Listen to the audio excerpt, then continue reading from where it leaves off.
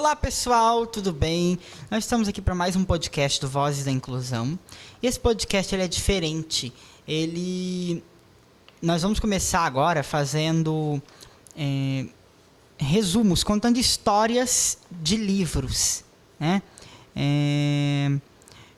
Para incentivar mesmo a leitura, que é algo muito importante e que a gente está notando que é muito raro, né, nos dias atuais, você pegar um livro para ler, assim, um livro físico, né? E eu conto com o recurso dos audiolivros para acompanhar, para que eu possa fazer as leituras. Então, na internet, a gente conta com bons audiolivros. A gente tem vários audiolivros nacionais e internacionais. A gente tem até um recurso em alguns livros, que ele vem com áudio. Os livros eles já estão... Tem livros que vêm com áudio.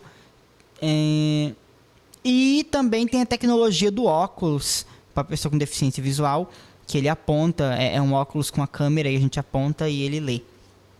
Inclusive, a gente pode até fazer um vídeo, um outro podcast falando sobre isso. E eu fiz assim, eu escutei o audiolivro, fiz um resumo, porque eu precisava de uma colinha, né, para lembrar o que eu queria falar, aqui na minha máquina Braille. Né? O Braille ele é uma das ferramentas que a gente pode utilizar durante uma gravação, porque é a única forma de eu conseguir ler e lembrar o que eu preciso falar. E foi um livro muito interessante. Esse livro ele chama A Metamorfose, de Franz Kafka. É um livro que eu gostei muito de ler. Foi um livro que, de verdade, eu achei muito legal, muito interessante. Nunca tinha lido, já ouvi falar. Esse livro, ele é um dos livros, né? Tem livros que são tão famosos que você ouve falar, né? Sem ter lido e quando lê, descobre que sim, é tudo isso. É um livro muito legal, muito interessante. E esse livro, ele conta a história de Gregor Samsa. Ele é um caixeiro viajante, né? E ele é provedor da família dele. Ele mantém a família tinha uma dívida com o chefe dele, né? E aí, por isso que ele entrou no emprego, para que ele pudesse quitar essa dívida com o chefe. E o trabalho dele era bastante cansativo, era um trabalho onde o chefe explorava, né? Ele citava no livro diversas vezes. E com esse trabalho ele sustentava a família. Nenhum dos familiares dele trabalhava. O pai tinha um negócio que faliu, né? A irmã tinha 17 anos e era sustentada por ele também. E a mãe, ela tinha crises asmáticas e não podia trabalhar naquela época. O mau tempo fazia mal para ela e ela tinha dificuldade de respiração.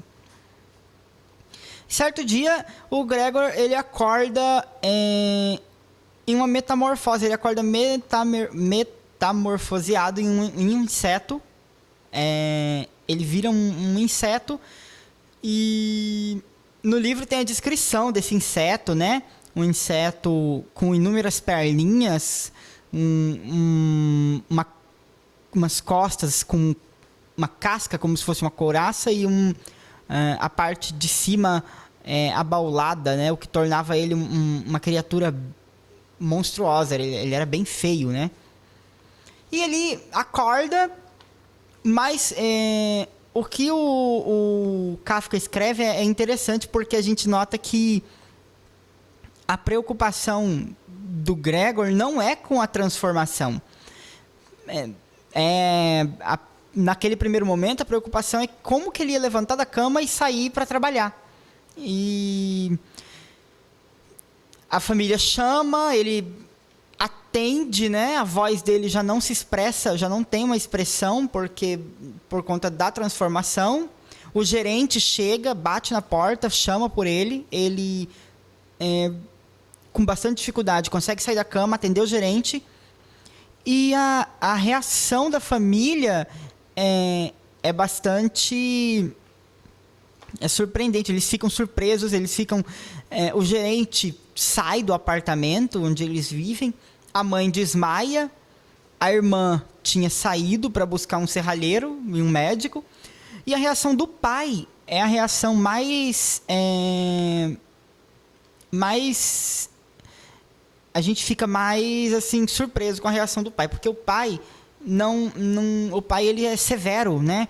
Ele pega uma bengala que o gerente deixou e vai tocando o Gregor pro quarto.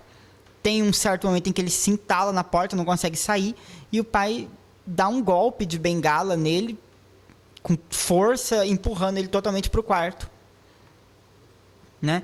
E ele acaba desmaiando e dali em diante ele fica preso no quarto. A única pessoa que se dedica a ele é a irmã, cuidando dele, levando comida para ele.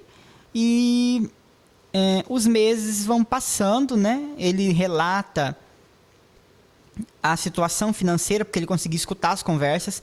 Então, ele escutava as conversas, escutava tudo, mas não conseguia se expressar.